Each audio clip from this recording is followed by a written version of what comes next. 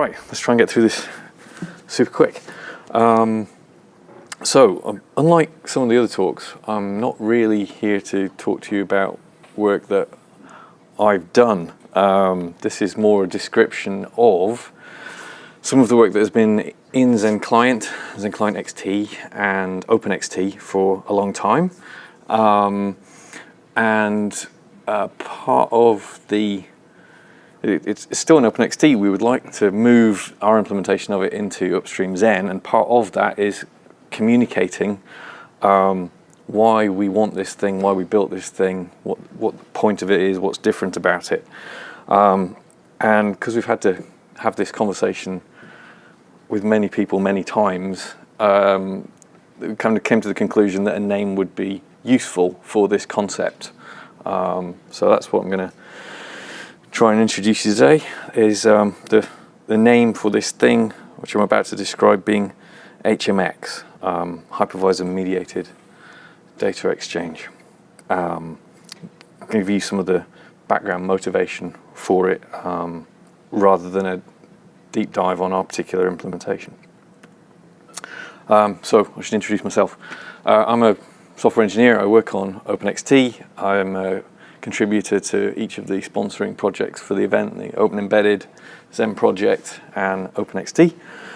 What I'm about to talk about, these are my opinions, not those of any of my clients or anyone else. I've been working on Xen and Xen-related things for a long time at different places. I've got code contributions to the Hypervisor, Xen Server, Xen Client, Xen Client XT, and OpenXT. Okay. So one of the things I wanted to start with was a refresh of a couple of concepts that were presented by John McDermott of the US Navy Research Lab about the Xenon project at the Xen Summit in 2007. So not new. And he credited the group at NSA he was working with as the origin for these things, and these were also presented yesterday by Daniel Smith in his trench boot presentation. The idea is that robustness of software is a combination of the strength of mechanism and the assurance of the implementation. So strength of mechanism is a sort of consideration of the design and architecture of the mechanism itself, disregarding, the actual code that implements it. Whereas the implementation assurance is, have we got a really high quality body of code or whatever that implements it? Has it been validated, verified, reviewed? Is the design of this particular implementation of the mechanism particularly good?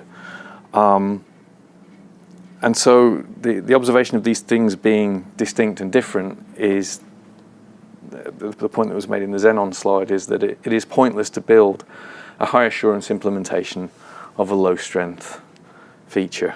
So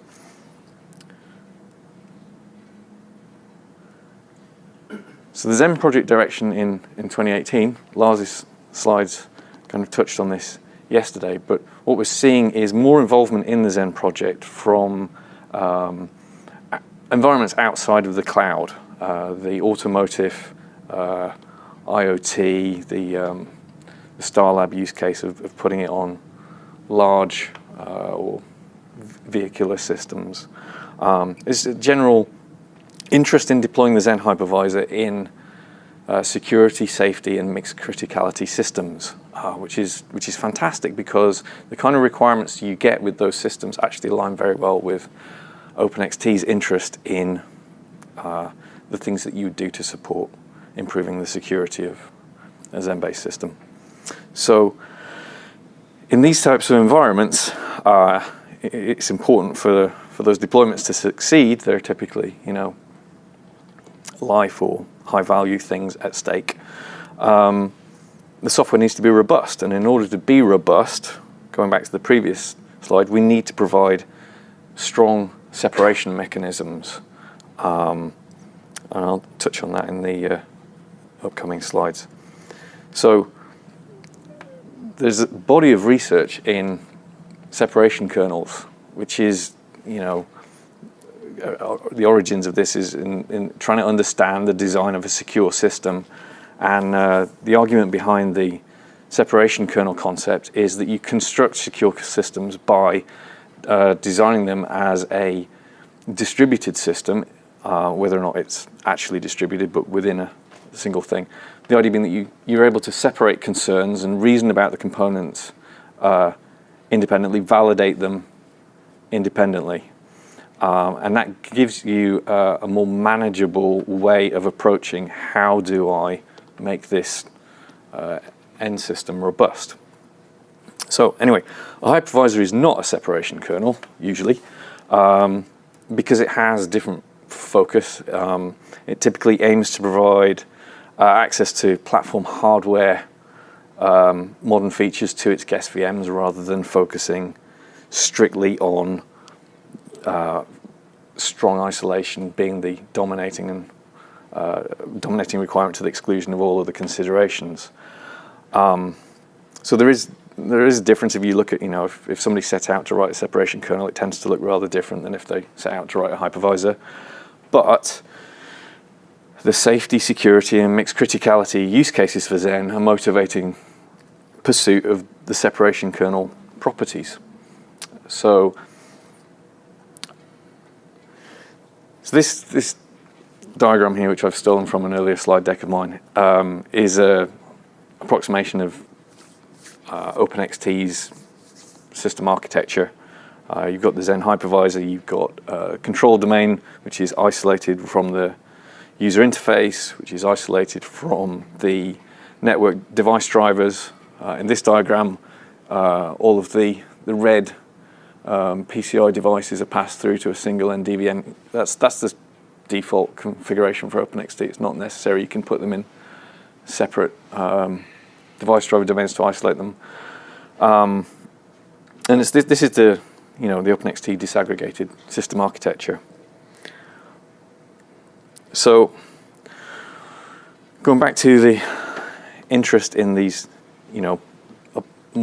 newly more important Xen use cases, my view is that we need to evaluate Xen's mechanisms through the lens of separation kernel research, because it provides guidance for understanding and reviewing what you're doing to the architecture and design of the hypervisor, because it's important. These are the Mills architecture foundational security principles. They're published publicly 2005. I think at least half the room should be very familiar with these. But they're not typically part of an enterprise software development environmental consideration. And so these things are the things that are important when you're trying to design a system to be secure. In particular, the things that I want to draw attention to out of this set are control of information flow. The point here is that information flow between partitions, VMs in Xen's case, is from an authenticated source to authenticated recipients. The source of information is authenticated and the information only goes where intended. Right? That's powerful stuff. So we should be looking at, when you're designing an inter-VM communication channel, does it enable support of that requirement? Data isolation and fault isolation are also pretty important. Okay, so data isolation, what happened recently? Well, Spectre and Meltdown encouraged the promotion of a panopticon Xen concept on Xen Devel mailing list and amongst the project committers. The idea being that you assume that all mapped memory is visible to the running CPU. Basically, your supervisor, hypervisor, read-only boundaries have been defeated. If you design the hypervisor so that your you haven't got anything worth looking at in the page tables accessible at the time, you've got less of a problem. It makes your system, you have better data isolation and fault isolation properties even under, partial failure of the system. So I think, that's motivating stuff. Okay, so what I want to introduce is this term to describe a property of inter-VM communication that I think is important and will enable us to say yes or no to a particular inter-VM communication protocol to say whether or not it conforms to this property. So what I want to describe is asynchronous message passing between VM partitions performed by the hypervisor. And it stands in contrast to a range of other inter-partition communication protocols or mechanisms. And I want to talk about this one. I think it's important, and I'll explain why. So this is a fantastic diagram to kind of explain what I'm talking about. Data starts on the sending VM. I want to get it into the receiving VM, and the important point is it's the hypervisor that performs the write or the transfer of the data into the receiving VM. That's the property that I want to have in my inter-partition protocol. So I'm going to run through a selection of hypervisor systems to say whether or not, are they currently doing this? So we'll start with Xen, and traditionally its inter-partition communications are using the grants and events primitives. Grants are most commonly used to enable you to establish pages of memory that are shared between domains, and you put a ring in there. One side can write into it, the other side can read from it, and you can pump data through it. Use events for notifications. Does this meet the definition of HMX I've just introduced? No, it doesn't, because it's not the hypervisor that's writing into the buffer. Hyper-V. Hyper-V has a VM bus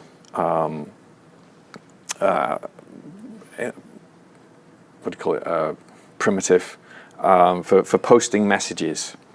So messages are copied by the hypervisor from the sender into a private per receiver message buffer in hypervisor-owned private memory, and then copied from this internal per receiver buffer into the guest's receiver page. And so in this particular protocol, you see it is the hypervisor that is performing the write into the guest visible memory.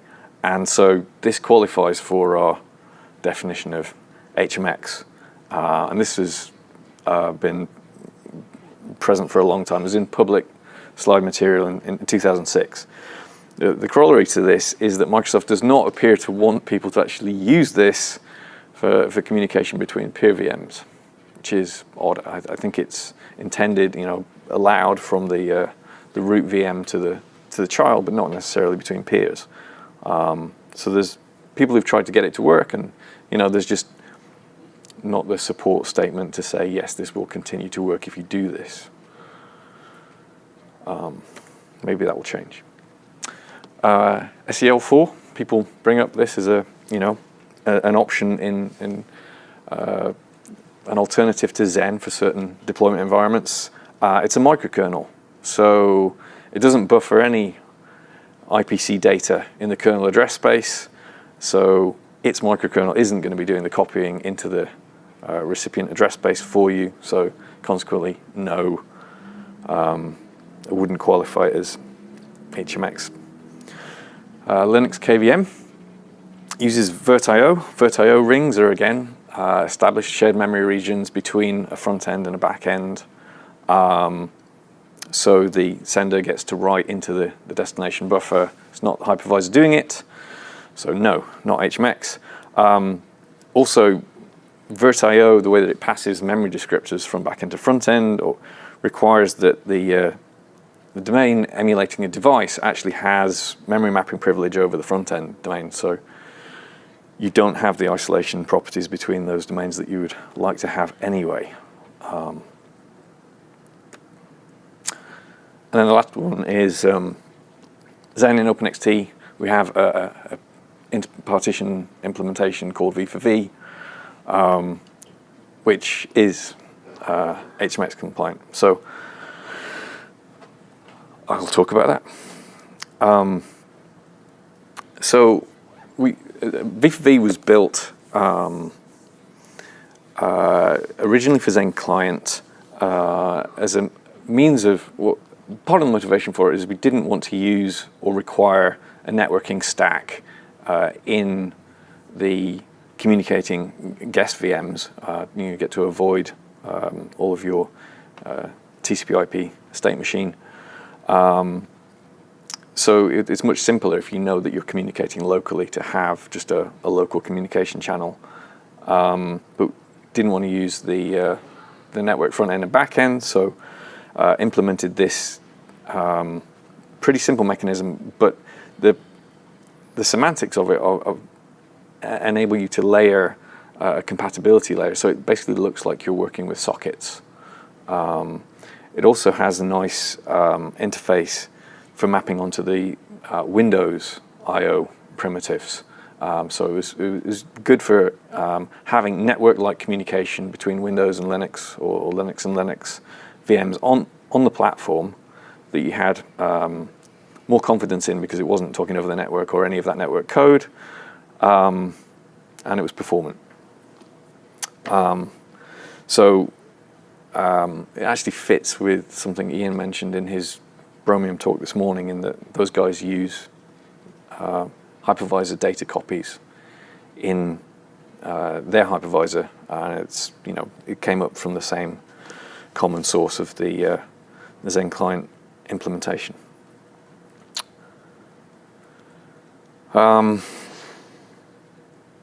Okay, so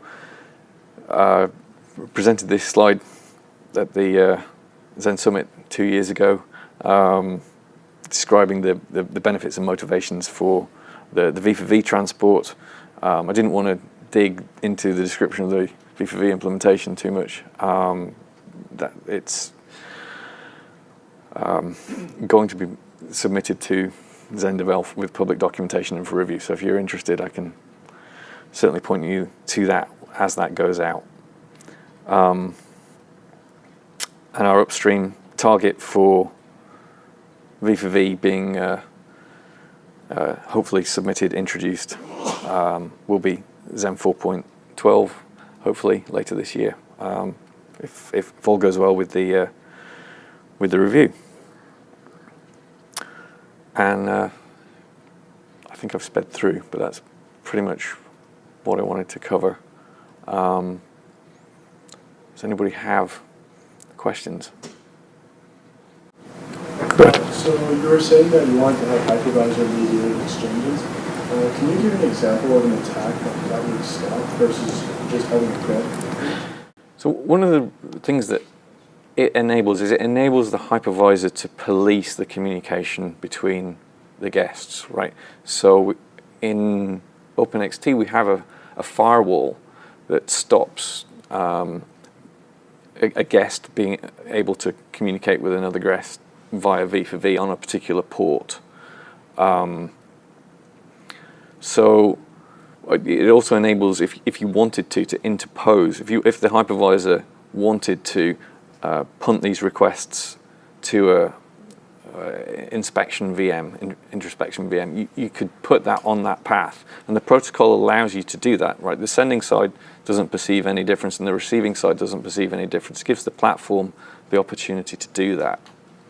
Whereas, for example, if you've got a traditional Xen-style shared memory ring between the front end and the back end, for a start, you've got all of the kernel code on the sending side able to write into that shared buffer.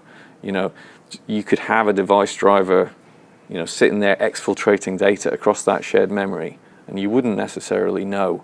Whereas with the v4v, you can't do that. It has to go through the hypervisor. I mean, it's up to the platform to decide how stringent it wants to be about validating the data going across that connection. But at least you've got the opportunity to do it, whereas you wouldn't with the shared memory ring structure. So that would mean that it's more, so you can apply some sort of heuristics on the context of the data that's going back and forth. So that wouldn't stop anything like side channels. No, it's not aimed at stopping side channels. It's aimed at giving the platform an opportunity to do something about it. So, it's not necessarily solving all of the problem, but it's trying to reduce the opportunity of using this particular channel for purposes it wasn't intended for. Yeah. So one of the things that we would like to do with the v4v implementation subsequently is the hypervisor can provide an assurance to the receiving domain of where this data came from, because it was involved in the transport. So it can give you a high confidence label of where this thing came from, not just which domain it came from, but it could also transmit the which process was associated, because the hypervisor gets to see CR3 at the time you send it. You can transfer SE Linux context for that process so that your endpoint can start to reason about where this data actually came from. You wouldn't want to do it on the receiving side because of issues of memory corruption and untrusted data. Yeah. So, has there ever been any true performance analysis of this to see what the benefit is with respect to security versus performance? Because the one issue I've seen, having played with a lot of this, is that things like v4v, which do these mem copies in a hypervisor, require enormous numbers of world switches to do that action compared to shared memory buffers. Well, one of the observations when v4v was initially implemented was, in the common case, that data is actually still in the cache. So, I mean, I have been told that there are different performance properties on the ARM platforms. Right, the copies are a lot more efficient on the x86. I'm not really worried about the copies. I've actually seen myself that copies really don't mean much, especially for large data. The performance impact is almost nil. I'm more concerned about the fact that since the hypervisor is the one that actually has to do the copy, you first have to get the hypervisor into the cache, right, and then back out again. Okay. And so, for example, on the audio code of OpenXT, we saw with the original implementation provided by Citrix, basically you couldn't do audio recording and audio playback simultaneously because there were simply too many world switches. By reorganizing the ring buffer that was being used by v4v for that audio code, we reduced it from 5 to 3, and that alone was enough to enable the ability to do recording simultaneously, because it was just that many world switches for data moving from one VM to another, because you couldn't just put a bunch of data into a memory buffer and let the guest read it when it was available. Instead, when you put data into the buffer, you then had to exit, let the hypervisor do the copy, resume to the guest, then let the guest run when it needed to, then exit back to the hypervisor, let it do it, and move back. So all this switching was causing just enormous amounts of performance penalties. That's interesting. Yeah, I have not done performance measurements of this code. There was also an interesting research done by Samsung where they were trying to build display data, or a display architecture for Android, and trying to deal with some of the 3D stuff. And they found that the limitation they had on Xen was the event channel. And so the sheer number of events that were being fired to support their 3D interface was what was giving them the bulk of their performance lags. Yeah, it does seem a bit extreme to be. So I'm not saying it's not a good approach. The other issue I always have is that if you're going to do a mem copy in a hypervisor, you better be damn sure that mem copy is written properly. Otherwise, you've exposed your ring -1 to guest code. But at the same time too, I've personally seen them copy. If the argument is I'm worried about having to copy memory, it's not a good one, because usually it doesn't matter anymore. Frontside bus is just so damn fast. You can usually copy memory without a problem. It's this other stuff that freaks me out. Synchronization. Just food for thought. I'd actually love to see like a performance analysis of the two, to kind of look at different scenarios and see which ones make sense versus others. Because the big benefit of something like V4V is like its API is fantastic compared to like a ring structure. It's so easy to work with. But in practice, it seems like it might be some issues here and there. Yeah, it's definitely the case that there could be. We're worried about latency, it's just matching the line for hold-on pumps, but that's probably not a good idea for audio and video. For audio, it didn't seem to work well. You can't really do that, but yeah, especially with this one, because we were dealing with like it didn't work well. That doesn't sound like a good solution to that. And I actually don't know the specifics of the video one, but at the same time too, I actually in the V4V case, I actually think there probably could have been some benefits to maybe having more control over that. That I actually think just an implementation issue. Not one issue with the V4V is that when you send data up, it automatically does a world switch, and there's no control over that. So providing more control would certainly help to prevent some of that. But I think in the end, there's still just some issues. I don't know. It's just something I would love to see, like I said, some sort of analysis of that. Yeah, it's definitely the case. I don't feel like the V4V implementation is at the point where you'd sign off and say this is complete, right? Yeah. I mean, it's not. That's why one of the reasons why I wanted to kind of distill out the core property of the hypervisor being responsible for the transfer to the receiver as being the most important thing. Because the Hyper-V implementation, it's useful. It meets that criteria, and it kind of I was looking for a way to explain to people who don't necessarily care about security concerns as their highest priority, what makes the difference. So, and I do think the V4V implementation will evolve.